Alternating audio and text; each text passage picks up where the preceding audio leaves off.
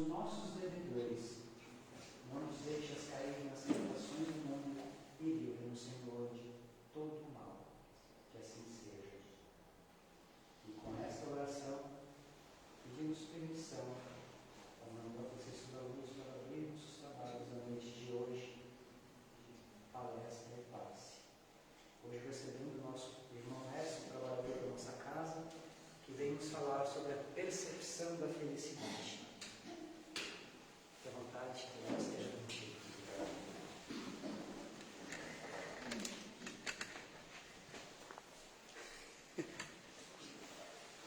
Boa noite, meus irmãos e irmãs. Podemos estar de novo aqui com os irmãos. Uma comunidade tão rara, nós temos de conversar, estarmos juntos. Agradecer a presença dos irmãos, que fazem o sacrifício de se deslocar dos seus lares nesse dia de inverno, difícil no dia de inverno, nesse período. Estamos aqui na condição de substituto da expositora da noite, ela não tem possibilidade de vir. Então, nós estamos aqui substituindo. Nossa proposta de conversarmos com os irmãos sobre a questão da percepção da felicidade, já que entendemos que a felicidade é diferente para cada um, como a gente pretende trazer o entendimento para os irmãos ao longo da nossa conversa. Então, questão perceptiva, questão de percepção. Para subsidiar essa nossa conversa, nós vamos buscar subsídio no Evangelho segundo o Espiritismo. Sempre gostamos de trazer o subsídio para que os irmãos tenham a possibilidade de depois dar uma conferida, ver se é isso mesmo, se dá para tirar mais conclusões, aprofundar o entendimento, que é sempre muito válido. Então, capítulo 5, Bem-aventurados os aflitos, item 5, a felicidade não é deste mundo. E também, se os irmãos tiverem possibilidade, oportunidade e interesse, segunda-feira nós tivemos a oportunidade do irmão Mário Rosa, segunda-feira aqui na casa. O irmão Mário Rosa também falou sobre a felicidade, que é uma grande felicidade. Essa semana falando sobre felicidade, terminar a semana falando sobre felicidade. Estou falando a semana inteira sobre a felicidade. Só que o irmão Mário Rosa adotou a abordagem do Livro dos Espíritos, que também trata desse assunto. Nós vamos buscar a abordagem do Evangelho segundo o Espiritismo. Então, capítulo 5, lá na questão das aflições, o cardeal Morlot, é o espírito que vem trazer a mensagem da noite de hoje, ele nos coloca como manchete lá, dizendo que a felicidade não é deste mundo. É o título do item 20. Esse título tem aquele mesmo sentido das palavras do Mestre Jesus, quando o Mestre Jesus diz: meu reino não é deste mundo. Quer dizer, existe um reino, só que não é deste mundo. Existe então a felicidade, mas a felicidade não está nas coisas do mundo. É esse o objetivo do cardeal Morlot quando ele dá esse título. A felicidade não é deste mundo, ou seja, a felicidade não reside nas coisas materiais. E aí então ele vai desenvolver uma tese para nos oferecer um entendimento possível e passível para o nosso entendimento, especialmente para aqueles que buscam a felicidade. Como os espíritos superiores fazem, ele escolheu a felicidade, mas é o modelo que serve para o contentamento, para a satisfação, para coisas que nos trazem satisfação, coisas que nos trazem alegria. É apenas o modelo, a felicidade foi apenas o modelo. O cardeal Morlot, o nome dele é François Nicolas Madeleine Morlot, ele foi pároco em Paris e chegou a cardeal da França. Não são todos os espíritos que colocam o nome que tiveram enquanto encarnados na mensagem que trazem o Evangelho. Tem um motivo para isso. Isso vale a pena nós darmos uma pesquisada, buscar um entendimento dessa comissão. O fato é que o cardeal Morlot, ele é uma figura pública, nós encontramos a biografia dele na internet facilmente. Então, um religioso por vocação, dedicou a vida para as pessoas, ao desencarnar, continuou dedicando a existência dele para as pessoas. Então ele vem com a autoridade que o Mestre Jesus confere à doutrina espírita, com a autoridade que o Mestre Jesus confere a ele. E ele pôs o nome dele lá, François Nicolas Madeleine Morlot, cardeal da França. Para nosso entendimento, vale a pena dar uma lida, dar uma estudada no personagem público que foi esse daí. Esse título que o cardeal Morlot dá, a felicidade não é deste mundo. De onde que ele foi buscar isso? Ele foi buscar isso do livro da Bíblia, o livro da Bíblia intitulado Eclesiastes. Ele faz essa menção no texto que ele discorre sobre a questão da felicidade. Ele diz que vaidade está implícita naquele livro da Bíblia, Eclesiastes. O Eclesiastes, Antigo Testamento, é um capítulo, é um dos livros da Bíblia atribuídos ao rei Salomão. O rei Salomão, para quem conhece um pouquinho de história, sabe que ele foi rei dos hebreus, rei dos judeus, muito poderoso e muito sábio, reconhecido pela sabedoria dele. E o rei Salomão, ele vai discorrer nesse Eclesiastes sobre a vida que ele teve. Ele teve tudo o que ele quis. Ele pôde fazer as pesquisas, fazer as plantações, ter centenas de pessoas ao serviço dele. Enfim, tudo o que ele quis, ele teve. Ele atribuía a questão das posses materiais à vaidade. E todas as conquistas tinham uma peninha, tinha alguma coisa que não era completa, não trazia satisfação completa. Estamos vendo, né? Felicidade, satisfação, alegria, contentamento, tudo na mesma linha ali. Sempre tinha alguma coisa. Como sabe, foi o rei Salomão, religioso, líder líder dos hebreus, né? Condição da religiosidade, da humanidade, que deixou a história da Bíblia, a história do povo judeu. Ele sempre dizia: olha, por mais que seja bonito, por mais que seja belo, por mais que seja grandioso, não vai ficar comigo, porque é da terra e vai ficar na terra. Isso é válido, realmente válido, absolutamente válido, aquilo que é de Deus. Não que as coisas materiais não sejam de Deus, mas ele está falando da perpetuidade, da continuidade das coisas. Por quê? Porque as coisas materiais ficam aqui. É isso que o rei Salomão queria dizer, é isso que o cardeal Morlot está tentando trazer para nós. A felicidade não reside nas coisas materiais. E ele vai conversar conosco sobre essa condição. Ele começa o item 20 dizendo: não sou feliz, a felicidade não foi feita para mim, exclamam as pessoas em todas as posições sociais.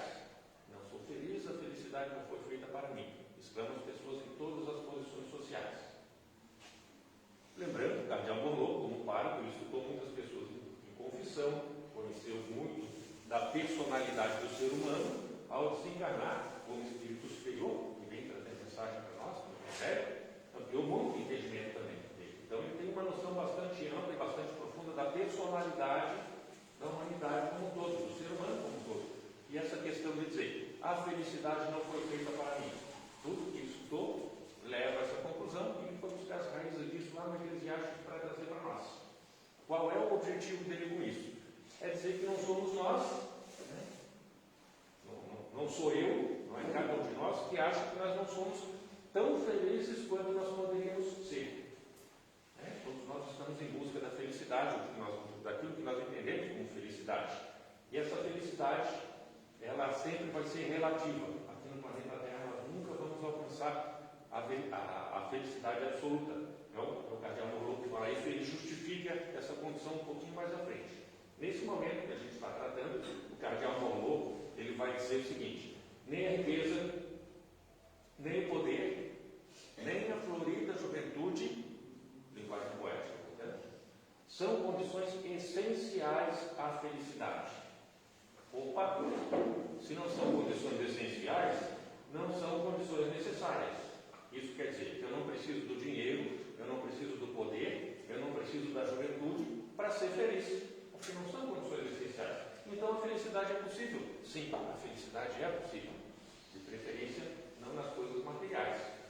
Pode ser, tá, meus irmãos? Vamos tratar as coisas com bastante pé no chão, né? O dinheiro não traz felicidade? Dá uma força legal, não dá? Vamos ser sinceros, vamos falar. Por quê? Porque abre portas, né? O dinheiro me permite alcançar coisas que eu acredito que me trazem algum tipo de satisfação, né? O dinheiro dá uma força legal, mas o dinheiro, né, para aqueles que acreditam que vão ter felicidade se tiverem dinheiro, trabalham bastante, se esforçam bastante, conquistam dinheiro, e depois que tem dinheiro, a felicidade não é aquela felicidade que eles imaginavam. Eles têm que se ocupar agora de manter o dinheiro e não perder o dinheiro. Quer dizer, sempre tem aquela peninha que o rei Salomão vai falar. O cardeal Morlot fala isso por quê? Porque muitas pessoas se lançam com muita energia, com toda a energia que tem, a conquista conquista da riqueza, a conquista do poder e a manutenção da juventude. Aí os cirurgiões plásticos ficam faturando em cima da manutenção da juventude. Ele diz, em 1863, isso daí vale muito para os dias de hoje, como sempre falei nessa condição, que não são, portanto, condições essenciais. Aí nós vamos ver então, vamos pegar o que a gente sabe. Para aqueles que gostam de futebol, em algum momento da vida se interessaram por futebol, já deve ter escutado falar num jogador chamado Neymar. O Neymar é aquele tipo de cidadão que ele tem dinheiro, tem poder e é relativamente jovem, ainda joga futebol. E aí tu vai me dizer que ele não é feliz? Como é que tu pode ter essa certeza? O Cardiamolo disse que o Neymar não é feliz. Não fala o nome do Neymar aqui, tá, gente? O Cardiamolo disse que não existe felicidade plena. Tá, mas então o Cristiano Ronaldo é português, ele é menos exigente, né? Não existe felicidade plena. Se a pessoa não tem problemas financeiros, se ela não vai ter aquelas provas vinculadas à questão financeira, ela vai ter outras provas. Se o Neymar não tem dificuldade em obter tudo que ele quiser, o jatinho, o iate, os bens materiais que ele quiser, ele quer, se ele não tem, pode alcançar tudo de material que ele quiser, tudo que ele quer, tudo que ele deseja, ele vai ter outras questões. Por quê? Por que o cardeal Morro diz isso? Primeiro, com que autoridade ele diz isso? Como é que ele pode ter certeza que o dinheiro não traz felicidade? Convenhamos, o dinheiro vai trazer aquela felicidade momentânea, tá, meus irmãos? Aqueles que acham, se eu tiver uma televisão de 50 polegadas, eu vou ser feliz.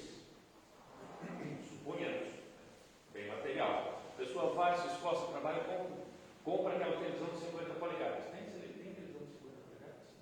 Maior sim. Bom, conquistou aquela televisão. O cidadão bota aquela televisão, instala a televisão na sala, senta e naquele momento ele começa a assistir a televisão dele de 50 polegadas, ele pode se considerar feliz porque alcançou aquele objetivo. Agora, convenhamos, um ano depois, ou seja, alguns quilos a mais, a televisão está ali e a felicidade não é mais a mesma.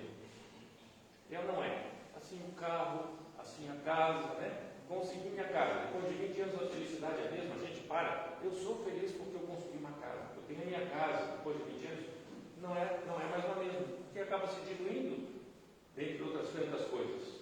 Então é aquela felicidade variável, aquela felicidade calcada nas coisas materiais. Não é uma felicidade plena, tipo aquela felicidade que a gente busca, mas que as coisas materiais não podem trazer. Porque as coisas materiais são efêmeras, são passageiras. E elas podem acabar promovendo algum tipo de apego.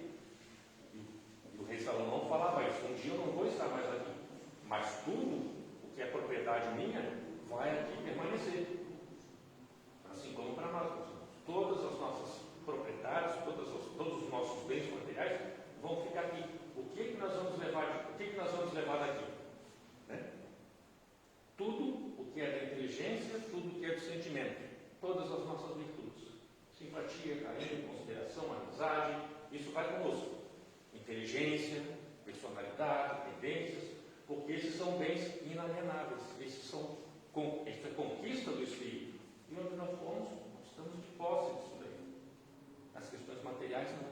Mesmo quando a gente retorna, quando a gente for reencarnar, nós reencarnamos com essas tendências, com essas características. O que é otimista vai reencarnar como uma pessoa otimista. O que é materialista vai reencarnar pensando nas coisas materiais. Tá, mas então nem o Neymar, é feliz porque ele tem dinheiro, poderoso, tudo. Cardiamolo diz não. Como que ele tem essa certeza? Ele tem essa certeza porque ele vai falar da destinação do planeta Terra. Qual a destinação do planeta Terra? O planeta Terra está destinado a ser um planeta de provas e expiações. Planeta de provas e expiações. Provas, nós sabemos o que é. A maioria de nós, acredito, passou por um banco do colégio. Passou por uma escola. Então, quando o professor falava para nós, olha, gente, semana que vem a gente vai ter prova. Todo mundo já nem dormia direito a partir daquele dia. Por quê? Porque as provas trazem algum tipo de aflição. O que vai cair na prova, que nós vamos tirar na prova, tem que preparar a cola com antecedência, A neuropedagogia diz, não, preparar a cola é um jeito de memorizar. Agora a gente nem precisava consultar, que já estava tudo guardado. A neuropedagogia fala isso. Mas enfim, prova a gente sabe muito bem o que é. Porque nos traz aflições.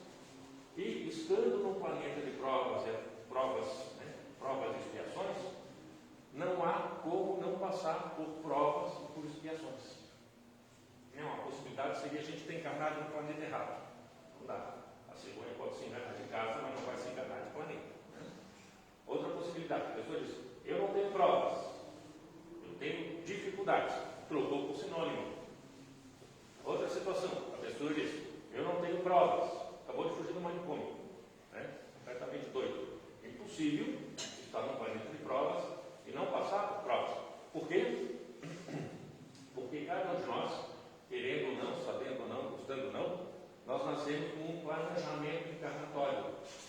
Cada um de nós, quando chega aqui, traz uma listinha junto. Vai passar por isso, vai passar pela prova da riqueza. Quem não quer isso, né? Tem recomendação para deixar para depois, tá, gente? Quem não quer? A prova da riqueza, a prova do poder, a prova da dor de dente, só para ver se não vai blasfemar, a prova da unha encravada. Cada um de nós nasce com uma programação específica, um conjunto de provas específicas. As nossas provas são individualizadas, elas estão adaptadas à nossa capacidade. Como é que a gente tem certeza disso? Bom, primeiro que a gente não chega aqui aleatoriamente. Esse planejamento é feito pelos nossos guias, pelos espíritos superiores que sabem da nossa capacidade e da nossa competência. Da mesma forma que aos nossos filhos, aos nossos jovens, quando as nossas crianças estão no ensino fundamental, nós não vamos apresentar para elas um problema de matemática dos alunos da graduação. Ela não vai saber fazer. Da mesma forma, nós não vamos pegar os problemas do ensino fundamental de matemática e apresentar para um aluno de graduação. Não tem sentido, não tem utilidade. O que eu quero dizer com isso, meus irmãos? É aquilo que a doutrina espírita ensina de que o fardo é proporcional às forças. Quer dizer, as nossas provas, elas estão exatamente dimensionadas para a nossa capacidade de enfrentá-las. Precisa de nós apenas um pouco de esforço. Todos nós temos dificuldades que nós temos capacidade, competência, condições de superar, porque elas estão dimensionadas dentro da nossa capacidade. Como é que nós sabemos disso? Repetindo, o fardo é proporcional às forças. Todas as nossas provas estão dimensionadas para a nossa capacidade. Bem entendido, meus irmãos, há questões. A pessoa está com uma doença para a qual a medicina não encontrou a cura ainda. Qual é a prova? A prova é da resignação, submissão à vontade de Deus. É uma prova. Qual é a superação? Vai superar a doença? Não. Vai superar a questão de alcançar a resignação. Vai superar a revolta, vai superar a mágoa, vai superar aquele sentimento de raiva por estar submetido àquela prova mais dura, mais rígida. Vai desenvolver a submissão, a resignação. Outros problemas vão se resolver em 15, 20 anos. Qual é a prova? A prova da paciência. Então tem que ter boa vontade para entender. Todas as provas estão dimensionadas para a nossa capacidade, para a nossa competência. O fardo é proporcional às forças. Nós estamos no planeta de provas e expiações. Todos temos provas, mesmo Neymar e Cristiano Ronaldo. São provas que têm a ver com questões materiais, questões financeiras. Mas todos têm a prova. Por que o Cardeal Borbon está falando isso para nós? Qual é o objetivo? É justamente nos auxiliar a ter aquele entendimento de que a vida do outro não é melhor do que a nossa. Que é uma tendência que nós temos. A outra não tem problema. Quem tem problema sou eu. Os problemas dos outros são fáceis. Os meus é que são difíceis. Não. O fardo é proporcional às forças. Se nós vemos irmãos nossos que têm problemas mais fáceis do que os nossos, outros têm problemas mais difíceis. Onde fica o entendimento disso daí? Há espíritos, meus irmãos, que foram criados há menos tempo que nós. São espíritos mais jovens, como os nossos filhos. Então Deus não apresenta para eles problemas, dificuldades, provas superiores às forças deles. Então espíritos que têm provas mais suaves são espíritos mais jovens. Eles não conseguiriam enfrentar as dificuldades que nós enfrentamos da mesma forma que há aqui outros que têm dificuldades, provas muito superiores às nossas. Por quê? Porque são espíritos mais antigos, foram criados há mais tempo, têm mais recursos intelecto-morais de superar essas provas mais difíceis. lembrando, a cada um, né, a cada um seu fardo. O fardo é proporcional às forças, dentro das competências. Então, tudo está dimensionado. O objetivo do cardeal Monroe é fazer com que nós paremos de achar que os outros não têm, que os outros, a dificuldade dos outros é menor do que as nossas. E isso encontra respaldo na crença popular, no dito popular. Acredito que alguns irmãos já têm escutado falar aquele dito que fala que a grama no quintal do vizinho é mais verde. A grama no quintal do vizinho é mais verde. Por quê? Porque a gente olha de longe. Tem um gramado lá em casa. A gente olha de longe e parece bonito, mas eu sei o que tem de tiririca, o que tem de mato, o que tem de buraco, o que tem de bicho ali no mato. Quando a gente olha de longe parece bonito. Vai ver de perto, a gente sabe os problemas que tem. É a mesma condição da vida de cada um de nós. Todos nós temos dificuldades. Quando a gente olha de longe para a vida dos outros, não entra nos detalhes, parece que a vida dos outros é um mar de rosas. Não é. Não é possível que seja. Por quê? Porque tanto ele como nós estamos no mesmo planeta, um planeta de provas e expiações. Todos estamos submetidos às provas. É isso que o cardeal Monroe quer nos mostrar. Para que nós não nos joguemos com tanta energia, com tanto ímpeto na conquista das coisas materiais, porque por acreditar que elas vão nos trazer felicidade, pode trazer. Mas é aquela felicidade momentânea, que é uma felicidade passageira, não é uma felicidade duradoura. Por exemplo, ano que vem, felicidade, o entendimento de que a felicidade ela muda com o tempo também. Em 2024, a nossa geladeira doméstica vai estar fazendo 110 anos. Quer dizer que em 1913, ninguém tinha geladeira em casa. Não existia. Não tinha sido criada ainda. Em 1914, começou-se a comercializar os primeiros refrigeradores domésticos. Quer dizer, em 1914, 1915, 1916, quem tinha uma geladeira em casa, ia se considerar feliz. Tem uma geladeira em casa. Hoje a gente sabe a importância da geladeira, conservação de alimentos, uma água geladinha no verão, facilidade do gelo para botar no galo quando a gente bate alguma coisa, machuca. Então a geladeira bastante útil. Então em 1914, 1915, nesses livros aí, quem tinha uma geladeira podia se considerar feliz. Uma conquista, uma facilidade. Quem que hoje se lembra de ter recebido algum amigo, conversado com algum amigo e festejava, Edson, estou muito feliz porque comprei uma geladeira. A gente dá aquele riso amarelo, pô, legal, bacana, comprou uma geladeira. Todo mundo tem geladeira hoje em dia, não é? Então, que era motivo de felicidade em 1914, 15, 16, hoje já mudou com o tempo. As coisas mudam com o tempo. Passa assim como todo mundo tem geladeira. Eu passei por uma experiência de ter dois amigos, pessoas um pouco com mais de idade, segmentos diferentes de ramo profissional, não se conheciam. Ambos compraram um barco. Compartilharam comigo. Eu comprei um barco. Pô, legal, comprou um barco, Pessoa, esse é o sonho da pessoa, a alegria de ter comprado o barco. E aí, 4, 5 anos depois, a gente aprende que o barco tem pelo menos 2 momentos que traz felicidade para a gente. Primeiro, quando tu compra ele. Segundo, quando tu consegue vender. Quer dizer, mas não deixa de ser felicidade.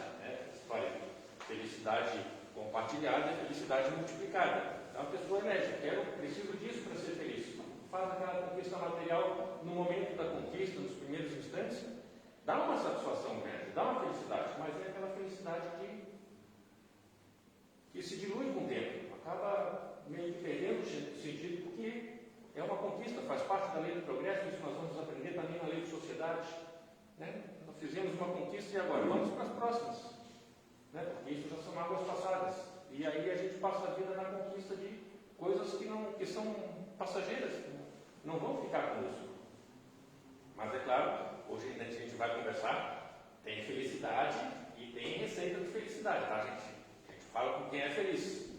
A gente não vai ficar o tempo inteiro falando de percepção da felicidade sem pegar o jogo, E a felicidade, afinal de contas, como é que a gente faz para conquistar? Mas antes disso, o cardeal Monroe continua com o ensinamento. Ele diz que se a Terra é um mundo de provas e expiações, outros há onde a felicidade ela é mais perene, ela é mais estável.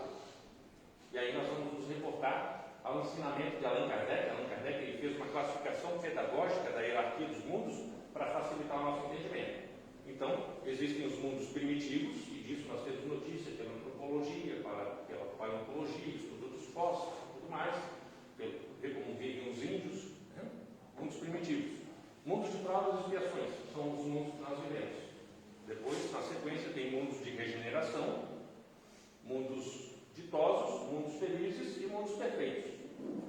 Isso quer dizer que tem mais para frente do que a gente já superou, do que a gente já alcançou. Então tem muito mais felicidade nos aguardando. Nós temos muitas noções de felicidade, mas tem muito mais para frente do que nós já alcançamos. E o cardeal Monroe vai colocar as seguintes palavras para nós sobre esses mundos superiores. Esses mundos superiores que nos encontra alicerce do que Jesus falou. Há muitas moradas na casa do meu pai. Lembrando que na época de Jesus não tinha nem telescópio, quer dizer, não sabiam da existência de galáxias, de outros mundos, não sabiam disso. Isso existe na doutrina espírita, que vai falar da pluralidade dos mundos habitados, com mais profundidade, explicando de que todos os orbes são habitados. O fato da nossa instrumentação não detectar a vida não quer dizer que ela não exista. Na época de Jesus não tínhamos telescópio, não sabíamos de outros planetas, não tínhamos microscópios, não sabíamos nem de vírus nem de bactérias. Hoje a nossa instrumentação acusa isso. Da mesma forma que no futuro a nossa instrumentação também vai acusar a vida nos outros planetas. É questão de tempo. Mas o cardeal Monroe vai falar sobre a vida nesses mundos superiores, muito próximo da gente, então, esses mundos, tá, gente? O que ele vai falar? Tá?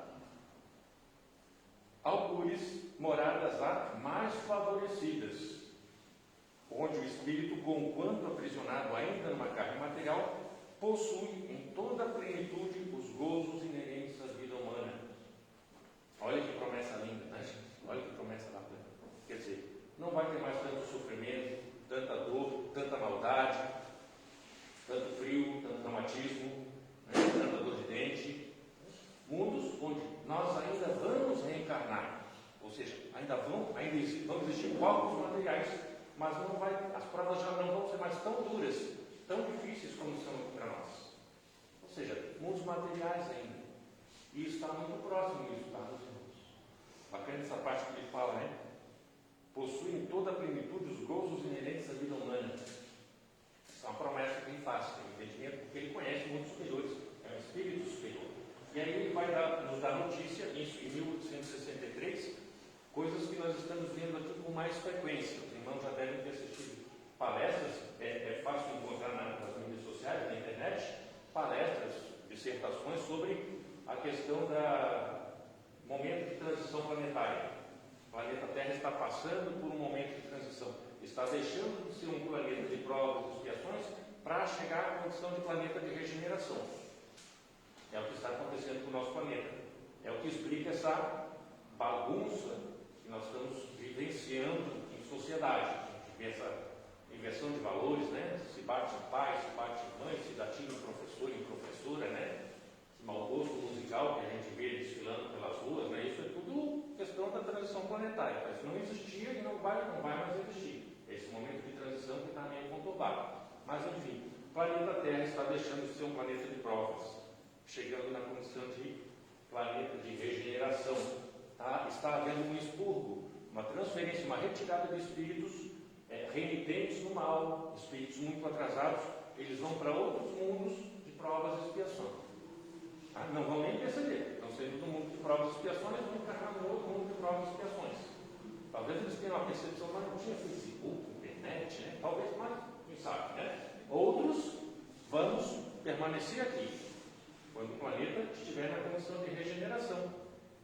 Mas é detalhe de que não somos nós, os encarnados, que estamos sendo promovidos, tá? O planeta Terra. A gente precisa se esforçar um pouquinho para permanecer nesse mundo de regeneração, onde nós vamos viver a plenitude da condição humana. Fazer por merecer. Aqui, algum esforço da nossa parte. E aí o cardeal Monroe vai encerrar essa conversa nos convidando a divulgar essas verdades, esse entendimento, junto aos nossos irmãos de humanidade, para que outros também tenham essa percepção da felicidade, outros também tenham esse entendimento da felicidade. Se nós estamos num planeta de provas e expiações, né? Nós não precisamos de dinheiro, de poder, de juventude para sermos felizes. É só não depositar a nossa felicidade nas questões materiais. Buscar em outros lugares. Aonde? A gente já vai contar. Vamos contar com os irmãos. E chegou a hora de contar com os irmãos. Onde, né? O que fazem os espíritos felizes para serem felizes? A gente fala com quem entende. Né? Quer ser feliz? Fala com quem é feliz. O que tu fez para ser feliz? O que tu está fazendo para continuar sendo feliz? Allan Kardec fez isso, né? Amando Jesus, né? A deliberação do Mestre Jesus. E isso vai nos aparecer explicitamente no livro Céu e Inferno, que é uma das 5 obras principais, tá, meus irmãos? O livro Céu e Inferno tem 2 partes. Uma parte desconstrói a ideia de céu e inferno. Aquele céu com o diabinho espetando a gente, aliás, o inferno com o diabinho espetando a gente, o céu tocando o anjinho tocando água. Isso não existe, tá? Isso é coelho. Né? Então, a segunda parte do livro Céu e Inferno, Allan Kardec, ele colhe depoimentos dos espíritos que vêm contar como é que está a situação deles. Nessa segunda parte do livro Céu e Inferno, Allan Kardec, por primeiro e em maior quantidade, coloca o depoimento dos espíritos felizes. Porque quer saber como vivem os espíritos felizes? Segunda parte do livro Céu e Inferno, depoimento dos espíritos felizes. Está por primeiro e em maior quantidade. Olha a esperteza, a inteligência de Allan Kardec. Né? Existem mais espíritos felizes, portanto, eles vêm dar depoimento. Pegamos o depoimento que nós trazemos com frequência esse depoimento, porque ele se encaixa em várias situações. É a Condessa Paula. Já falei sobre a Condessa Paula aqui várias vezes. Ela serve também para esse exemplo de espírito feliz. Porque é um espírito feliz, vivendo no mundo superior, nos contando o que ela faz para permanecer lá e para ser feliz. Mas antes disso, Allan Kardec conta um pouquinho da história da Condessa Paula. Condessa Paula, nobre de nascimento, condessa, portanto, o que acontece? Ela, enquanto esteve encarnada aqui, conseguia separar uma parte dos recursos financeiros para dar para as pessoas, para ajudar as pessoas. Uma alma caridosa, uma alma nobre, ajudava as pessoas, a Condessa Paula. Nunca atrasava o pagamento, tratava todos por igual. Não tinha nariz empinado por ser condessa, tratava todos fraternalmente, de igual por igual. Desencarnou com 36 anos, cidade inteira, todos conhecidos lamentavam. Por que Deus leva essas almas tão boas, tão cedo, tão novas, jovem, né? Ela vai contar depois, mas não se encaixa aqui na nossa conversa. Vocês podem dar uma lidinha que vale a pena. Sobre a felicidade, é o que nos interessa, sobre a Condessa Paula. Chamaram ela então, na Sociedade de Paris, a reunião mediúnica que ela presidia na Sociedade de Paris, e perguntaram: Condessa Paula, eles não colocam o nome, tá? Só colocaram a articulação, tá? Porque foi um personagem histórico, eles não querem invadir a privacidade dela, então coloca ela como Condessa Paula. Perguntaram para ela, né? E como é que você vive aí? Você é feliz? O que ela disse? Aborreceria logo uma felicidade uniforme. Não acrediteis que a nossa felicidade seja isenta de peripécias. Não é nem um concerto perpétuo, nem uma festa sem fim, nem uma beata contemplação durante a eternidade. Repetindo, não é um concerto perpétuo. Imagina ficar escutando Mozart e Beethoven a eternidade. Enjoar, né? Estragar, né? Não é uma festa sem fim. Para a turma dos festeiros, né? Espíritos felizes não vivem uma festa sem fim. Não é nem uma beata contemplação durante a eternidade. Nada de gente tocando água durante a eternidade. Né? Porque a felicidade existe, mas ela é variável também. Tá. Então, ela já disse, o que não é a felicidade? Mas então, o que é a felicidade? Vai falar das ocupações dos espíritos felizes. Todos têm sua missão a cumprir. Seus protegidos a assistir, amigos da terra a visitar, mecanismos da natureza a dirigir, almas sofredoras a consolar. Para aqueles que pescaram, né, já perceberam que os espíritos felizes se dedicam a outras pessoas. Em maior quantidade, de preferência, eles se dedicam a outras pessoas. Vou repetir. Todos têm sua missão a cumprir. Seus protegidos a assistir. Quem são os protegidos? Somos nós, tá? Nós não somos os espíritos felizes, não estamos lá. Nós nós somos protegidos dos espíritos felizes. Amigos da terra a visitar. Nós temos muitos amigos desencarnados, muitos espíritos felizes, eles vêm nos visitar. Almas sofredoras a consolar. Quem são as almas sofredoras? Aqueles que estão passando por provas e questões. Somos nós, as almas sofredoras, que os espíritos felizes vêm consolar, tá, meus irmãos? Aí a ocupação dos espíritos felizes. Eles se ocupam com outras pessoas, se ocupam em ajudar outras pessoas. Isso é recomendação. Vamos nos ocupar dos nossos irmãos. Né? Vamos fazer um pouco mais de caridade. Vamos, né? Caridade material e caridade moral, como deu a Marilinha aqui na mensagem de abertura do nosso trabalho da noite de hoje. E ela vai encerrar aqui dizendo: neste momento a Terra é o nosso grande tema de preocupação. Quer dizer, os espíritos felizes são felizes porque se ocupam em estar conosco, em nos ajudar. Quem quiser saber mais dos espíritos felizes, o que os espíritos felizes fazem, segunda parte do livro Céu e Inferno, os espíritos felizes, falando que fazem para serem felizes. Vou falar com quem entende. Para encerrar nossa conversa, meus irmãos, temos 2 artigos aqui, bastante interessantes. Um é um artigo científico, que foi publicado no periódico canadense chamado New Realities. New Realities, periódico canadense. Ele é de autoria do médico químico Dr. Hans Selye. A gente encontra isso na biografia dele na internet, tá? Hans Selye, ele foi indicado para 17 prêmios Nobel. Não ganhou nenhum, mas o fato de ter sido indicado, né, referendo a ele como sendo uma pessoa bastante importante. Quem que ele foi? Médico internacionalmente famoso, era conhecido como o pai do medo, pioneiro da medicina. Ele dedicou a maior parte da vida a estudar os fundamentos biológicos do medo, do estresse. Não existia bioquímica na época dele, tá? Ele se formou em medicina e se formou em química, para estudar as reações químicas do nosso corpo, né? Especialmente aquelas provenientes do medo, do estresse e outras coisas mais. Qual é o estudo que tem a ver com a nossa questão sobre a percepção? Mais questão de percepção do que de felicidade nesse caso. A questão da percepção que faz diferença. A pesquisa constou o seguinte: 2 garotos foram criados por seu pai alcoólatra. Quando cresceram, os 2 saíram daquele lar desestruturado, cada um seguindo o seu próprio caminho. Muitos anos depois, quer dizer, seguindo o próprio caminho, cada um foi viver a sua vida. Muitos anos depois, eles foram chamados por um psicólogo que estava fazendo a seguinte pesquisa: como era a vida daqueles que tinham se criado em lares desestruturados? Pai alcoólatra, lar desestruturado, como era a vida deles? Os 2 homens eram muito diferentes um do outro. Irmãos, lar desestruturado, 2 homens muito diferentes um do outro. Um era completamente abstêmio. Lembra, né? Pai alcoólatra, 2 filhos. Um abstêmio, o outro alcoólatra. Completamente diferentes. O psicólogo fez a mesma pergunta para eles: por que tinham se tornado daquela forma? Pergunta inteligente, tá, meus irmãos? A pergunta que não induz a resposta. Por que tinham se tornado daquela forma? Aquela forma subentendida para cada um deles. Por que o alcoólatra tinha se tornado alcoólatra? Por que o abstêmio, né, era abstêmio?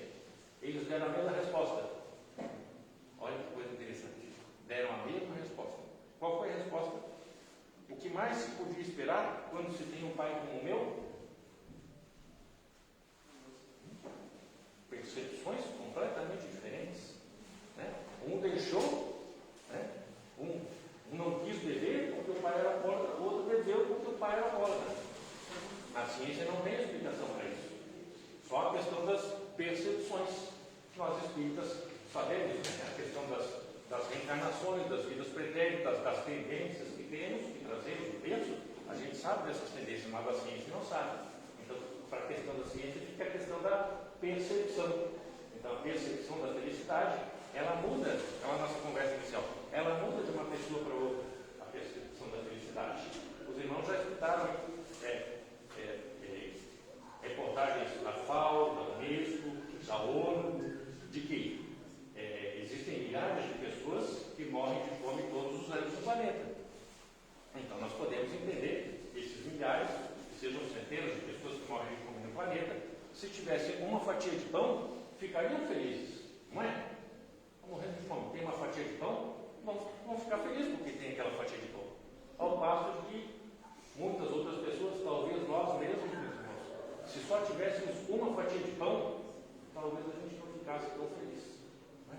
Só tem uma fatia de pão para comer. Talvez isso fosse motivo de infelicidade para nós. A fatia de pão é mesmo. A percepção é diferente.